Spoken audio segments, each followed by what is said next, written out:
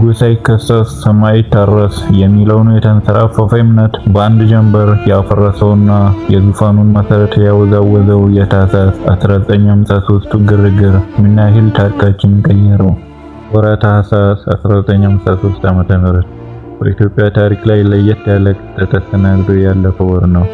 ሁኔታው እንዲህ ነው። ቀዳማዊ አፄ ኃይለ ሥላሴ ከብራዚል ፕሬዝዳንት በቀረበላቸው የጉብኝት ጥያቄ መሰረት ኅዳር መጨረሻ ላይ አዲስ አበባን ለቆ ሄዱ። እሳቸው ከሀገር መራቅ ሲጠባበቁ የነበሩት የሥርዓቱ ሶስት ከፍተኛ ባለስልጣናት ማለትም ብርጋዴር ጀነራል መንግስቱ ነዋይ የክቡር ዘበኛና ዋና አዛዥ፣ ግርማዊ ነዋይ የጅጅጋ አውራጃ ገዥ፣ ሌተናል ኮሎኔል ወርቅነህ ገበየሁ የቀዳማዊ ኃይለ ሥላሴ ካቢኔ ምክትል ኤታማዦር ሹምና ህዝብ ጸጥታ ጉዳዮች ደህንነት ኃላፊ ለወራት ቢሮአቸውን ዘግተው ሲወያዩበት የነበረውን ንጉሠ ነገሥቱ ከስልጣን የማስወገድ እቅድ ወደ ተግባር ለመቀየር ተንቀሳቀሱ።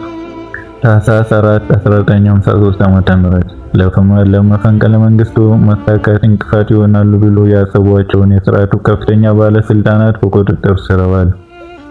ታኅሳስ 5 የአልጋ ወራሹን አስፋውን በማስገደድ በኢትዮጵያ ሬዲዮ ጣቢያ የመንግስት አዋጅ አስነገሩ። አልጋ ወራሹም እንዲህ ሲሉ አዋጁን አነበቡ። የኢትዮጵያ ሕዝብ ከ3000 ዓመታት በላይ የሚታወቅ ታሪክ አለው። ነገር ግን በዚህ ጊዜ ውስጥ ገበሬው ከሞፈር እርሻ መሳሪያ እና ነጋዴውን ከችርቻሮ ሌላውን በልዩ ልዩ የሚተዳደር አባቶቻችን ከቆዩ አሰራር ዘዴ ያልወጡ ነው። በአጠቃላይ የኢትዮጵያ ሕዝብ ከድንቁርና የኑሮ ደረጃ እስከዛሬ ሊወጣ አልቻለም።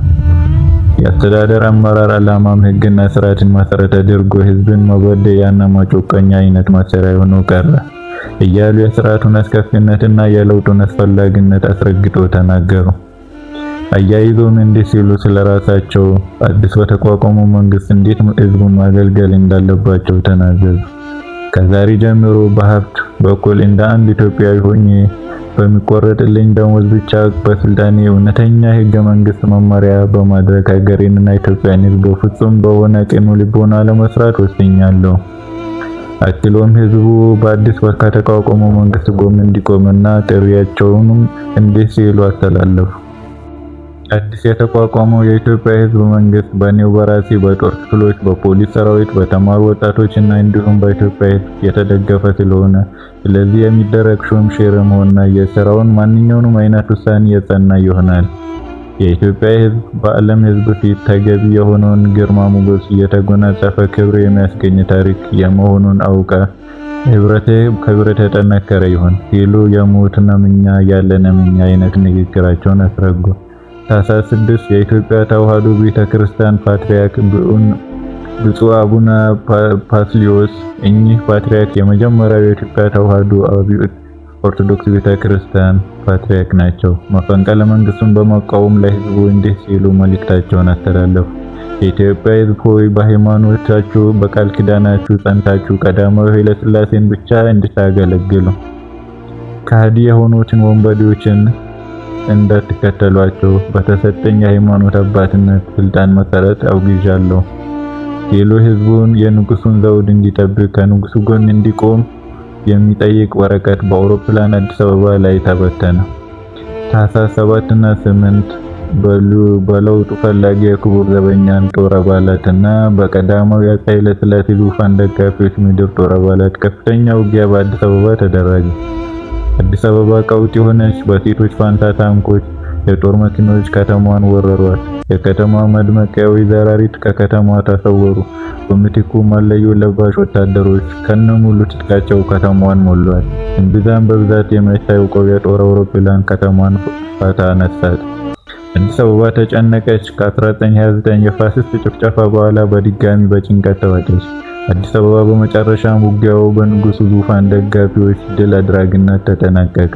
መፈንቅለ መንግስት ሙከራውን ሙሉ በሙሉ ከሸፈ። የመፈንቅለ መንግስት ዋና ተዋናያንም ዓላማቸው እንደተጨናገፈ ሲረዱ ከአዲስ አበባ ለመሰወር ሙከራ አደረጉ። ታኅሳስ 9 ንጉሠ ነገሥቱ ከብራዚል ጉብኝት አቋርጦ በአስመራ በኩል አዲስ አበባ ገቡ። በስልጣን ዘመናቸው ለሁለተኛ ጊዜ ከስልጣን ከተወገዱ በኋላ በድጋሚ ወደ ዙፋናቸው ተመለሱ። ከቤተ መንግስታቸውን በመሆን በኢትዮጵያ ሬዲዮ ጣቢያ በኩል አለን ወደ ዙፋናችንም በሰላም ተመልሰናል አሉ። ታማኝ ሆነውን ዘውዱን ለጠበቁ ሁሉ ምስጋና መልእክታቸውን አስተላለፉ። ታኅሳስ 10 መፈንቅለ መንግስቱ መሪ ሌተናል ኮሎኔል ወርቅነህ ገበየሁ ለትንሽ ቀናት በአዲስ አበባ ቀጨኔ መድኃኔዓለም አካባቢ መደበቅ ቢችሉም በመጨረሻም ለጦር ሰራዊቱ በደረሰው መረጃ መሰረት በከበባ ስር ዋለ። እጃቸውን እንዲሰጡ በተጠየቁም ጊዜ ቴዎድሮስ እጅ መስጠት አላስተማረንም፣ ይልቁንም የሚላችሁን ስሙ፣ የተነሳ ነው እኛ ተበድለን ሳይሆን የሀገራችን ችግር ለማስወገድ ነበር፣ እኛ ጀምረነዋል፣ እናንተ ጨርሱት በማለት በያዙት መሳሪያ የራሳቸውን አጠፉ። የዳግማዊ ቴዎድሮስ ልጅ ሌተናል ኮሎኔል ወርቅነህ ገበየሁ። ታኅሳስ 15 የተቀሩት ሁለት መፈንቅለ መንግስት መሪዎች ከከተማው ቢሰወሩም ብዙም ሳይርቁ ደብረ ዘይት ዞቅላ አካባቢ በአካባቢው ነዋሪዎች ከበባ ውስጥ ወደቁ። እጅ ለመስጠት ፈቃደኛ ባለመሆናቸው በተደረገ የተኩስ ልውውጥ የመፈንቅለ መንግስቱ ዋና መሪ የነበሩት ብርጋዴር ጀነራል መንግስተ ነዋይ በከባድ ቆስለው ሲያዙ ታናሽ ወንድማቸው ግርማዊ ነዋይ ተገደሉ። ሬሳቸውም ወደ አዲስ አበባ መጡ። አራዳ ጊዮርጊስ ቤተክርስቲያን ፊት ለፊት በሚገኘው አደባባይ ላይ ቀደም ብሎ ከተሰቀለው ሌተናል ኮሎኔል ወርቅነህ ገበየሁ ሬሳ ጎን ተሰቀለ። በሌላ በኩል ብርጋዴር ጀነራል መንግስተ ነዋይ ሕክምና ተደርጎላቸው ፍርድ ቤት ቀረቡ። ሆኖም ፍርድ ቤቱ በስቅላት እንዲቀጡ ውሳኔ ያስተላለፈባቸው። ይግባኝ እንዲሉም በተጠየቁ ወቅት ለችሎቱ ታሪካዊ ንግግር አደረጉ። እናንተ ዳኞች ያበየናችሁብኝ የሞት ፍርድ ያለ ይግባኝ ተቀብያለሁ። ይግባኝ ብዬ ጉዳዩን የሚመለከትልኝ የኢትዮጵያ ሕዝብ ቢሆን ኖሮ ይግባኝ ማለት በፈለኩ ነበር። ነገር ግን ይህን እንደማይሆን አውቃለሁ። በይግባኝ አፄ ኃይለ ሥላሴን ፊት ከማየት አልፈቅድም። በእግዚአብሔር ስም ተሰይማችሁ ከተቀመጣችሁበት ፍርድ ወንበር ላይ ከመቀመጣችሁ በፊት በእኔ ላይ የሚሰጡት የዛሬውን ፍርድ ታውቁት እንደነበረ ሳስብ ፍርድ እንደዚህ ደረጃ ወርዶ መርከቱን ሲታዘብ ሐዘኔ ይበዛል። ለኢትዮጵያ ሕዝብ አንድነት፣ ነጻነት እርምጃ የተነሳሁት ወዳጅ ነኝ እንጂ ለመፋጃት የተነሳው ወንበዴ አይደለሁም። ይህንን ማድረግ ፈልጌ ቢሆን ኖሮ ማንም የማይወዳደረው ሰራዊትና መሳሪያ ሳላጣ ዛሬ እዚህ ከእናንተ ፊት ለመቆም ባልበቃው ነበር።